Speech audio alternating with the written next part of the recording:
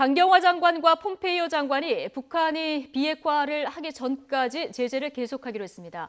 자, 그런가 하면 북한 노동신문이 문재인 대통령에 대해서 쓸데없는 훈시질과 같은 표현을 쓴 기사를 게재했습니다. 또 다른 매체는 탈북 여종업원 문제를 거론하면서 8월 20일에 예정된 이산가족 상봉에 장애가 생길 수 있다. 경고도 내놓았는데요. 북미 관계 또 남북 관계 이상이 생긴 걸까요? 세종연구소 홍현익 외교연구실장 그리고 김영석 전 통일부 차관과 이야기 나눠보겠습니다. 두 분 어서 오십시오. 안녕하십니까? 네, 안녕하세요. 네. 자, 한미 외교수장이 12일 만에 이제 뉴욕에서 만났습니다. 오늘 중요한 메시지는 북한이 비핵화하기 전까지는 제재가 유지돼야 된다. 이 점을 다시 한번 확인했다. 이 점으로 보면 될 것 같습니다. 네, 아무래도 이제 그 유엔의 제재가 발생하게 된 원인이 북한의 핵 문제였기 때문에 그 핵 문제가 해결되기 전까지는 이제 제재를 유지한다 그런 이제 원론적인 입장이라고 생각합니다. 근데 저는 이제 이걸 약간 좀 표현을 달리해서 이제 북한의 비핵화 과정을 보아가면서 제재 문제, 그 제재 해제 문제를 검토해 나간다 이런 방향으로 좀 어떻게 보면 긍정적 방향으로 표현을 했으면 좋겠다라고 싶습니다. 왜냐하면 비핵화의 진전이 있으면 그렇죠. 제재를 풀어줄 수 있다. 북한의 비핵화 과정을 보아가면서 제재 문제를 해결해 나간다 이런 식으로 되면 같은 내용이지만 이제 메시지가 다르거든요. 지금 이제 문제는 이제 북한이 제기하고 있는 게 본인들 스스로는 비핵화 부분에서 일정 부분 이제 조치를 취했는데 이제 소위 이제 국제사회에서 제재라든지 체제 안전에 대해서는 이제 뭔가 조치가 없다라는 나름대로 주관적인 판단에서 불만인데 그러면 이제 이렇게 할 수 있는 거죠. 이제 북한이 생각하는 비핵화에 대한 조치는 풍계리 핵실험장 이제 폐기 문제인데 그러면 그 반대로 이제 체제 안전과 경제 지원과 관련돼서 그러면 국제사회가 한 게 뭐가 있느냐라는 부분에 대해서도 우리가 이야기를 할 수 있습니다. 그러니까 어떻게 보면 남북 두 차례에 걸친 남북 정상회담 그리고 한 차례에 걸친 이제 북미 정상회담을 통해서 기본적으로 이제 소위 새로운 관계를 만들어 가자 그리고 한반도에 평화 정착을 하자라는 그런 어떻게 보면 이제 북한에게 줄 수 있는 그동안 70년의 이제 기간을 비교해 봤을 때 엄청난 체제 안정과 경제 지원이라는 그런 큰 틀 속에 있어서 정말 상징적인 그러한 이제 그 정상회담과 그다음에 이제 그 공개적인 합의를 한 거거든요. 그러니까 즉 이제 북한만 비핵화 부분에 대해서 상징적으로 조치한 게 아니라 이제 국제사회도 상징적인 조치를 했다라는 쪽으로 이제 설득할 수 있는 논리가 될 수도 있다 생각합니다. 그리고 참고로 이제 저희가 이제 풍계리 핵실험장에 대해서 보면 너무 이게 좀 상징적이다라는 거 아닙니까? 그러면 이제 국제사회나 우리 쪽에서도 체제 안정과 경제 지원에 있어서도 경제 제재 부분에 있어서도 상징적 측면에서 할 수 있는 게 충분히 있습니다.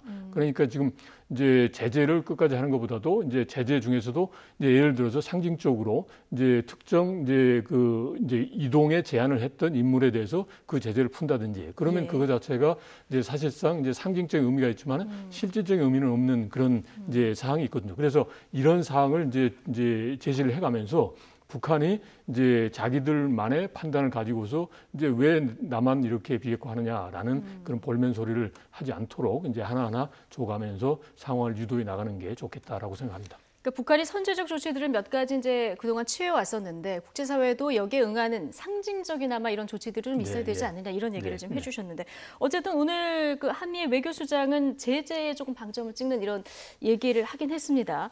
그런데 지난해 10월에 지금 북한산 석탄 9천 톤이 지금 국내에 반입됐다. 이게 이제 뉴스가 나오지 않았습니까? 이게 그 유엔의 안보리 제재 위반인 사항인 거잖아요. 폼페이오 장관은 이 문제를 또 언급을 했습니다. 네. 지금 북한이 이제 그 경제가 많이 후퇴하고 있잖아요.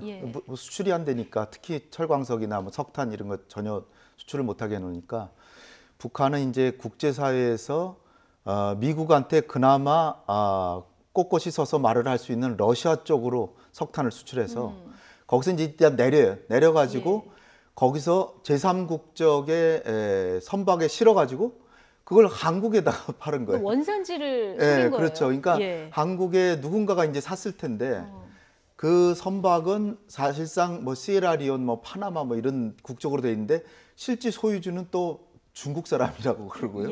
그러니까 중국하고 러시아가 관련돼 있는데 한국에 또 수입업자가 있잖아요.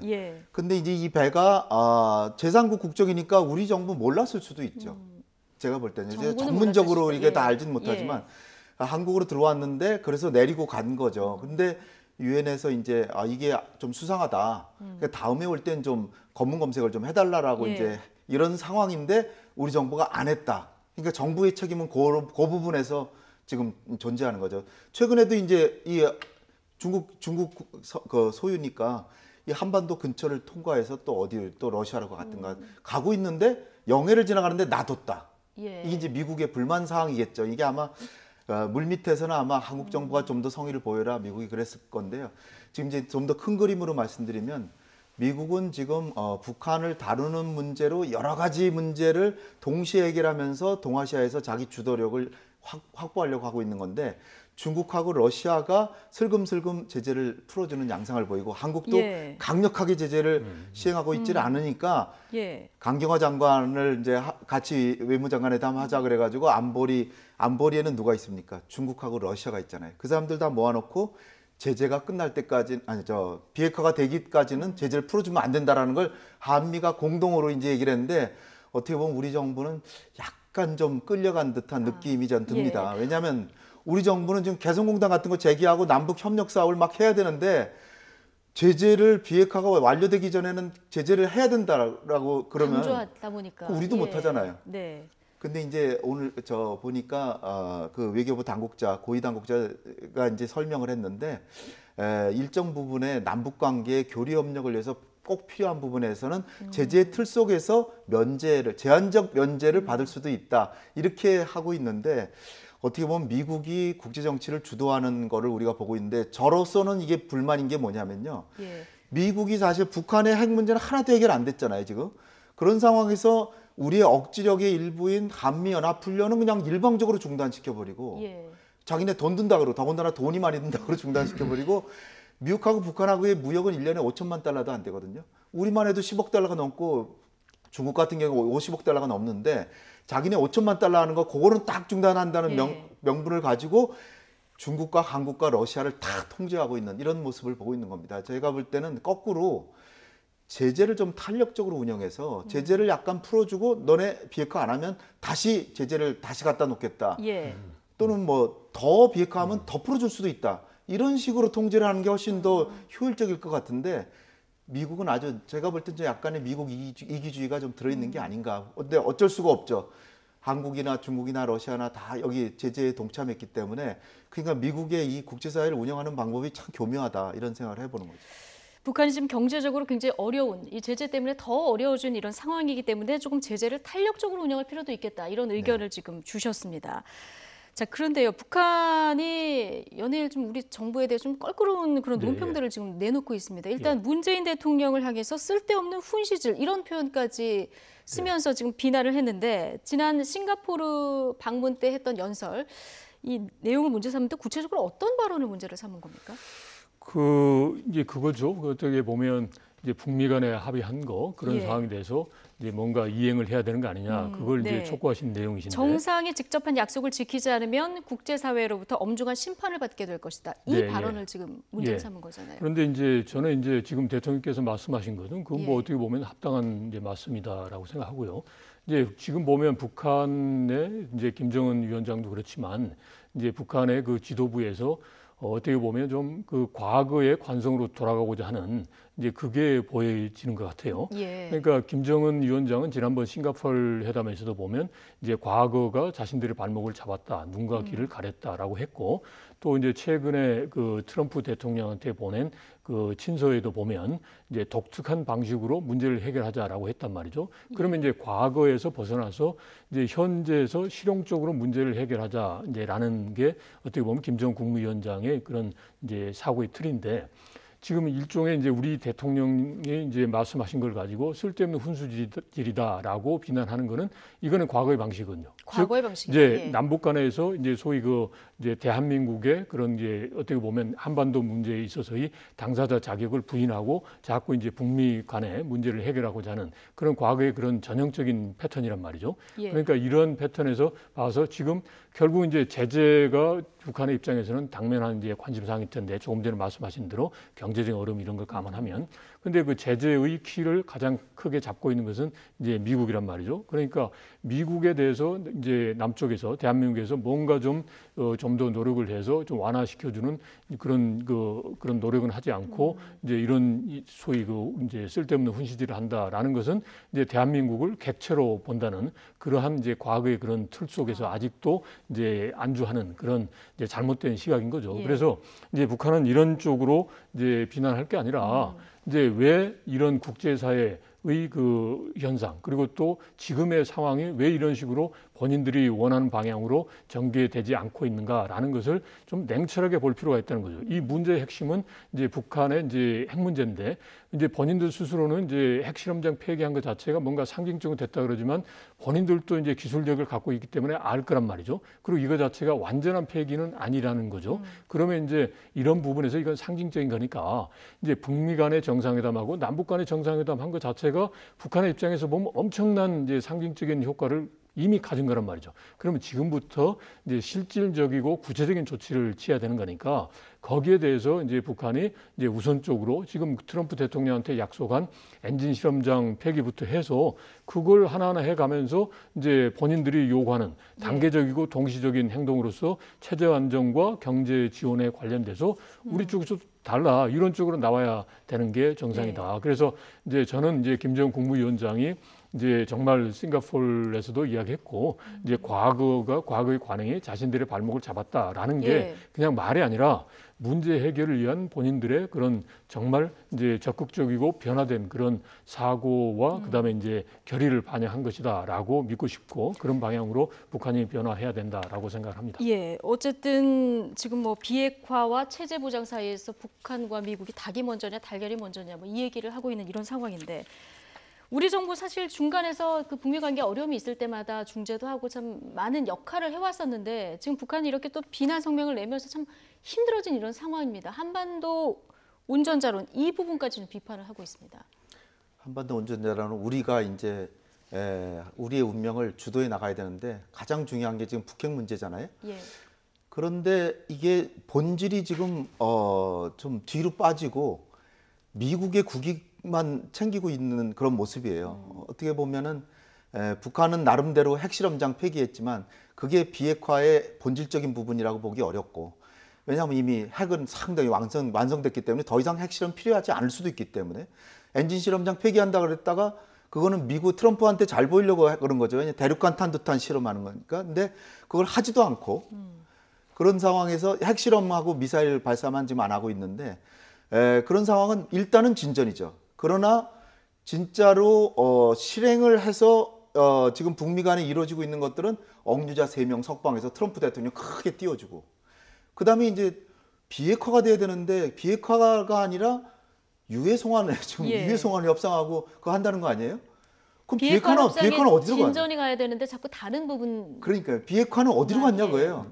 그래서 이제 그 물어보면 당연히 뭐 폼페오나 김영철은 얘기를 하겠죠. 아 지금 협상팀을 구성해서 하려고 그런다. 본래 우리 기대는 뭐였습니까? 다시 회고해 보세요. 북미 정상회담 할 때 아 뭐 CBID는 기본이고 그다음에 2년 내에 비핵화는 완료되고 그다음에 한두 달 내에 북한의 핵과 미사일은 미국으로 가져가겠다. 그거 다 어디 갔어요? 정작 지금 기본이라고 할 수 있는 북한 핵 프로그램 중단도 안 됐어요. 신고도 안 됐어요. 사찰단 복귀도 안 됐어요. 이거는 전 6월 13일에 될 줄 알았거든요. 그럴 정도로 트럼프 대통령이 우리한테 기대를 불어넣어줬죠. 그러고서도 아 뭐 그냥 원칙만 합의해놓고 정말 역사적인 합의를 했다 또 그러거든요. 그러니까 미국 국내 여론에서는 지금 트럼프 대통령이 굉장히 지금 뭐 비판을 많이 받고 있죠. 왜 비핵화는 어디 갔냐 뭐 이러고 그다음에 트럼프 대통령은 비난받아 마땅한 게 당신이 얘기한 것 하나도 지켜지질 않잖아요. 유엔은 벌써 송환됐다 과거형으로 얘기했고 엔진 실험장도 폐기됐다 그러는데 지금 이제 협상하고 있어요. 그러니까 자꾸 시건을 하니까 이제 비판받는 건데 그런데 더 본질을 말씀드리면 비핵화 부분에 있어서 지금 안 되고 있으니까 우리 정부는 비핵화가 중요하잖아요. 근데 미국한테 왜 이런 식으로 협상을 하냐? 제발 좀 진도 좀 나가봐라. 라고 한 말씀을 아주 이제 이거 돌려서 북한과 미국의 지도자들이 한 얘기를 지키지 않는다면 국제사회의 심판을 우리가 심판한다는 게 아니고 국제사회가 심판한다는 이렇게 얘기했잖아요. 근데 북한으로서는 자기 지도자를 심판한다 그러니까 기분은 나쁘겠죠. 그러나 우리 할 얘기가 있잖아요. 비핵화를 그럼 해라. 안 하잖아요. 네. 근데 우리 정부에서는 지금 뭐 대수롭지 않다 그러고 속내는 굉장히 좀 기분은 우리 정부도 안 좋겠지만 참은 거죠. 인내심을 발휘한 건데 제가 볼 때는 그런 소리 듣기 싫으면 비핵화 부분에서 약속을 지키고 이행해라. 그리고 예. 미국도 비핵화가 우리의 본질 아니냐. 비핵화는 어디 갔냐. 이걸 당당하게 요구를 해야 그렇죠. 하는데요. 그러니까 우리 정부도 너무 미국하고 한미 공조만 얘기하는 게 아니라 진짜로 비핵화를 열심히 해서 진도를 나가자라고 얘기를 하고 북한한테도 북한이 지금 얘가 한 속내는 뭐냐. 우리 정부에 겨냥한 거는 개성공단 같은 거 왜 안 하냐. 왜 미국의 눈치를 보냐. 그 얘기입니다. 한마디로 그러니까요. 얘기하면. 예. 그러니까 개성공단을 우리가 북한한테 해야 될 얘기는 뭐냐면 개성공단 우리도 하고 싶다. 그리고 철도 같은 것도 연구조사하고 바로 실행으로 들어가고 싶은데 왜 안 되느냐. 당신들이 비핵화를 안 해서 미국이 제재를 안 풀어주고 유엔이 제재를 안 풀어주니까 못하는 것이다. 우리의 의도는 남북 경협이나 협력 사업 적극적으로 하고 싶은 것이다. 저는 그 정도의 기본선에서 북한한테 한마디 했으면 저는 하는 심정입니다. 우리 정부가. 네, 예. 우리 정부가. 네. 예, 어쨌든 북한에서도 지금 비핵화의 실질적인 조치들이 지금 북미 정상회담 이후 나오지 않고 있고 또 미국도 뭔가의 종전선언이나 이런 부분에 대해서 얘기가 나올 듯하다가 안 나오고 이게 협상이 좀 그 이후에 지지부진하다 보니까 북한 입장에서도 좀 어려움이 있고 불만이 있는 상황들이 여러 가지로 표출이 되는 것 같습니다. 지금 북한이 이산가족 상봉 문제요. 자, 여기서 이제 탈북 여종업원 문제 이 부분을 걸고 지금 들어왔습니다. 계속 연일 뭐 대남 매체, 대외 매체 그리고 노동신문까지 지금 얘기를 하고 있거든요. 예, 그 탈북 여종 문제는 뭐 이번에 들어서 갑자기 북한이 제기한 건 아니고 예. 이제 과거부터 계속 이제 제기를 해왔습니다. 그리고 이제 이 부분에 대해서 잠시 이제 남북 정상회담 하고 이제 이런 상황에서 이제 언급을 하고 있지 않다가 이제 최근에 와서 제기하고 있는 것 자체가 좀 우려는 됩니다.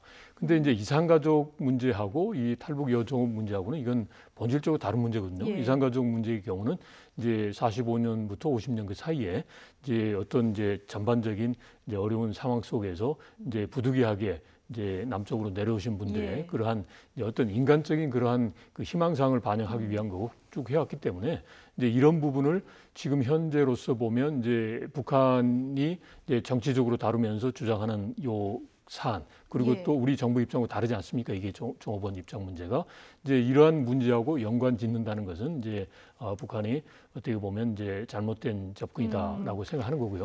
이제 그렇다면 이런 이산가족 문제는 이산가족 문제대로 이제 접근을 하고 그리고 지금 탈북 여종업원 문제 이게 있으면 똑같이 이제 소위 이제 강제로 간 거냐 아니면 자유에 의해서 간 거냐 이 문제 아닙니까? 그러면 이게 또 집단 그 탈북 여종업원 말고 우리 쪽도 있습니다. 보면 이제 소위 이제 6.25 전쟁 이후에 이제 납북된 약 한 500여 명의 분들이 있습니다. 그 경우도 똑같이 예. 지금 북한이 주장하는 것처럼 이제 우리는 이제 자유 의사에서 이제 간 게 아니라 이제 강제로 납북됐다라는 거고 예. 북한은 이제 그게 아니라 자유 의사다라고 하는 거니까 이거는 이제 동일한 사안이거든요. 그러니까 이런 동일한 사안은 이제 남북 당국이 별도로 이제 협의하는 이제 이런 쪽으로 이제 좀 분리해서 접근할 필요가 있고. 예, 근데 예. 별개를 보는 것이 사실 맞긴 합니다만 북한에서는 이렇게 얘기합니다. 현 정부의 남북관계 개선 의지를 보여주는 시금석이다. 이 문제가 이렇게까지 지금 표현을 하면서 연계를 시키고 있는 이런 상황이거든요. 이러다 보면 혹시 8월에 이산가족들 하루하루가 굉장히 애타는 심정인데 무산될까? 이것도 걱정이거든요.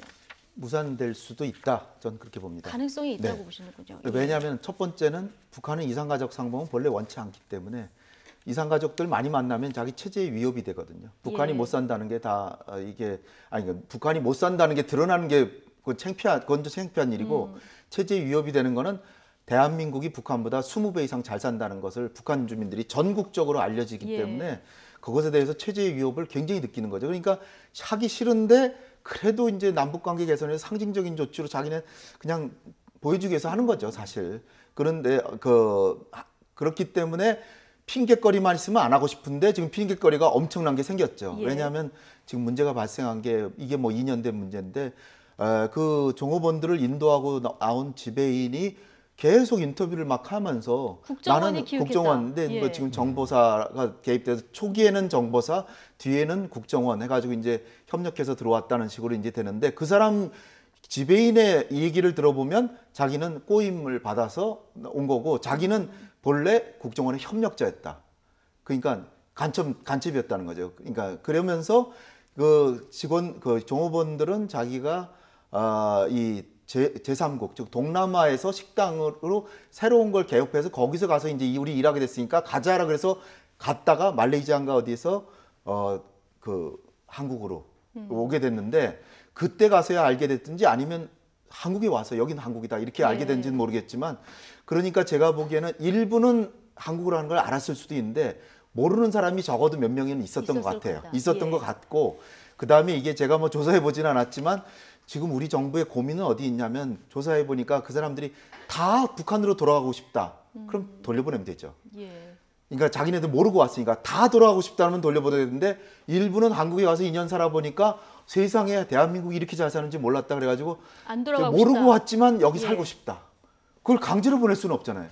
그런 문제에서 고민하는데 제가 볼 때는 이거는 완전한 정말 쾌변한 맛이 해결은 쉽지가 않은데 결국은 우리가 인권을 존중하는 나라로서 이건 이 정부가 한 일이 아니잖아요. 지난 정부에서 한 일이니까 국제 뭐 인권 고등 판무관이나 이런데 국제 기구를 활용해서 인터뷰를 해가지고 원하는 사람은 유엔을 통해서 보내준다 이런 식으로 처리할 것이 해결하고 아니라. 그게 오히려 국제사회에서 당당한 한국이 인권 보호국이란 이미지를 세우는데 전 도움이 될 거라고 보고요. 참 어렵죠. 어려운 결정인데 왜냐하면 왜 어렵냐면 안 돌아간 사람들 북한의 가족들이 탄압을 받을 게 두려운 거죠. 그게 이제 그런 고려도 필요하지만 그래도 기본은 본인이 원치 않아서 왔다 그러면은 원하면은 돌려보내야 되지 않을까. 그게 우리가 당당한 모습이고 오히려 왜냐하면 이 문제가 계속 커질 수가 있어요. 북한은 계속 떠들 테고 그러면 그리고 제가 이제 이렇게 이런 식으로 입장을 정하는 이유가 뭐냐면 유엔의 인권 조사관이 한 얘기가 이런 방식이에요. 그러니까요. 유엔에서 이 방침이 그러니까 유엔의 방침을 따르는 게 옳지 않을까. 저도 참 어렵게 말씀드립니다. 통일부 자유의사로 왔다. 지금까지는 이런 입장을 보이고 있는데 김영석 전 차관님 통일부에 계셨으니까요. 그런데 이게 지금 여러 가지 의혹이 불거진 상황에서 통일부가 뭐 이게 쉽게 결정할 수 있는 문제는 아니고 굉장히 난감할 것 같습니다. 이거는 이제 그 정부 전체를 대변해서 이제 통일부가 이야기를 합니다. 하는데 통일부의 경우는 이제 국내에 들어온 다음에 이제 탈북자 문제를 이제 다루기 때문에 국내에 들어오기 전 과정을 이제 아는 데는 좀 한계가 있습니다. 그래서 현재로서 제가 알고 있는 바에 의하면 언론을 통해서 보면 그 관련해서 이제 관계기관에서 여러 가지를 좀 사실관계를 확인하고 있다는 거니까 이제 그게 결정되고 난 다음에 해야 되는 거고 그래서 제가 알고 있기로는 통일부 대변인도 현재로서는 뭐 기존 정부 입장에는 이제 변화가 없다 이런 톤으로 이제 이야기하는 걸로 알고 있습니다. 어쨌든 이 문제가 지금 8월 20일부터 이산가족 상봉이 예정돼 있는데 이 이산가족 상봉에는 좀 지장이 없기를 이렇게 바라는 마음을 아마 온 국민들이 그런 마음을 가지고 있을 것 같습니다. 자, 이 얘기도 좀 해보죠. 지금 북미 정상회담 실질적으로 지금 그 이후에 별로 진전이 없는 이런 상황인데요. 유해 송환과 관련해서 조금 진전된 내용이 나오는 것 같습니다. 27일쯤 일정이 지금 나온 거죠? 네, 그나마 뭐 다행이죠.